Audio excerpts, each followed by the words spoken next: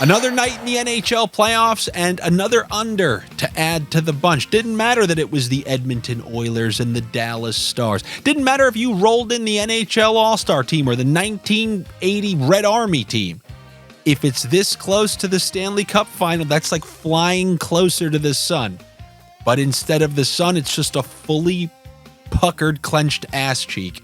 And last night, it was a 3-2 final. And as far as that series goes, I really don't feel any different about the series. I do not like the line juggling that Dallas has to do without Rupe Hintz, but they said he's hopeful for Game 2, and Dallas, for whatever reason, continues to lose these Game 1s, although, it was a double overtime game. Could have gone either way, one of the perils of money line betting, but the fact that it went to overtime allows me to re-bring up something that I've been talking about this last week. I brought it up twice to you guys and yesterday to Josh as well. And that is the overtime which can giveth and the overtime which can taketh away. Last night, it giveth. It allowed Jason Robertson to go over 2.5 shots on goal. I believe he had 1 after 3 periods of play. And then also the saves for Stuart Skinner. He hit his over in overtime. Now I bring this up because one of the sites allows you to bet the 60-minute shots on goal prop. So anybody who would have said, you know what, I'm betting the opposite of everything that he says, and I don't blame you at this point, but if you took the under 2.5 shots on goal for Jason Robertson on FanDuel, you won. You didn't get screwed. So usually the overtime giveth and the overtime taketh away, but that doesn't have to be the case if you use the unders for shots on goal on FanDuel. My friend actually sent me something. He said, why don't you show this to your viewers? He lost his under 3.5 in double overtime on that Connor McDavid winner. So it's just something to think about because on this particular night, nothing's changing around here. You're talking about the Florida Panthers and Sergei Bobrovsky coming off of a shutout. That full game was clenched ass cheeks. How do you think the approach is going to be different in the following game? Always after a shutout, you veer towards unders because the defensive team tries to kind of do the same thing and frustrate the team who hasn't scored in over a game. This one looks like it's going to be an under once again. And it even feels a little bit different than that Bruins series because there were sustained periods where the Panthers had the Bruins hemmed in and they were getting a bunch of chances. That really wasn't the case against the Rangers. They were really just staying structured defensively. This series, I feel like it's going to look like that Florida-Carolina series from last year a little bit in terms of the scores that you see, which means unders all over the place. The only question is, how are we going to be able to knock these unders down? So the first thing, speaking of FanDuel, I don't mind doing my classic trick to knock down an under 6.5. If we go no goal in the first 5 minutes and an under 6.5, that's something that I like to take the under in this game. Also, on FanDuel, I'm going to take a crack at a plus money under 2.5 shots on the New York Rangers. We know Florida's a defensive team. I don't even think they conceded 20 shots in the last one. This one will probably make you sweat a little bit. But if it goes to overtime, you sneak out the win. If it's a 1-1 game and this guy has 2 shots, that's a winner for you. And that is Vincent Trocheck, the under 2.5 for plus 120. It's not even discounted on FanDuel. The under 2.5 on DraftKings is the same price as the under 2.5 on FanDuel, which means we get an advantage. So that's something that I'm going to take off to the side. Also, after a shutout, I know he's good, but with Bobrovsky playing the way he is and that Panthers defense, nobody should be listed at 1.5 against the Florida Panthers.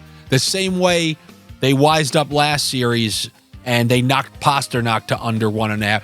I'm taking the under 1.5 for Artemi Panarin. I know how great he is, but getting 2 points against the Florida Panthers is not easy to do by any stretch of the imagination, especially when you consider that they're going to try to get Barkov out there as much as they can against him. Rangers have home ice advantage, so they will be able to get last change.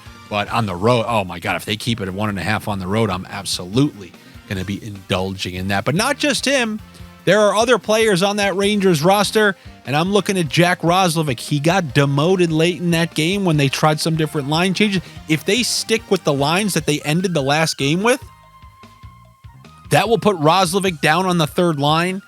And if he doesn't have Kreider and Zibanejad to prop him up like he did in the previous rounds, and even if he does, scoring at 5-on-5, which is what he would have to do to get on the score sheet, is not going to be an easy task against Florida. So I don't mind taking the under for Jack Roslovic. Yes, disgusting price, I understand, but you can combine that with any of these aforementioned bets. Also, on Bet Rivers, they got the Jacob Trouba shots listed at 1.5. I've been kind of sneaking some bets in on that. It's only listed over there, nowhere else, but that's one of the reasons why you got to be looking throughout all the sports books, because some offer some that others don't.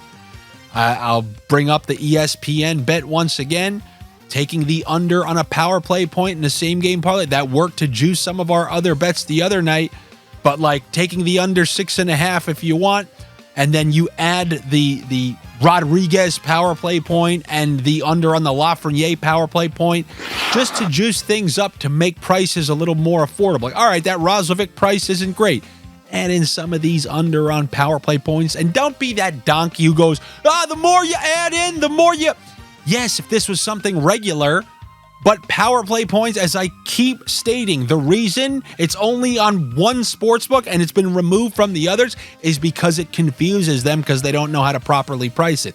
So like these 60 minutes under on FanDuel shots, you take advantage of the things until they're gone, like Vince McMahon used to say. Gone. If you guys need to hear some points, I don't know. They performed last game. They got on the score sheet twice. They were both on there. Give me a point for Verhaeghe and Matthew Tkachuk, and then the under half of a goal for Adam Fox. These are, I guess, FanDuel's the place that I'm going for a lot of these playoff bets.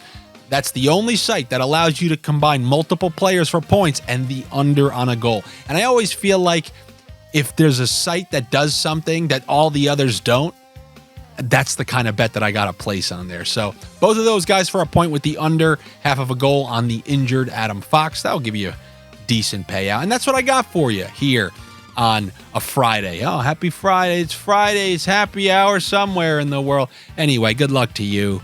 Better luck to me. Make sure you're subscribed to my YouTube page. I know this last week, I came back doing the long videos and there were afternoon videos, but as long as stuff is regular, you'll be getting them in the mornings like you are getting this one in the morning. I'll talk to you guys later. You know, you could always subscribe to the Patreon, become a minority owner of what you see here. It is very much appreciated. You guys, make this happen. One day I'll quit my job, but I'm just scared that you guys are all going to disappear, and then I have a grand total of, yes, Willy Wonka, nothing.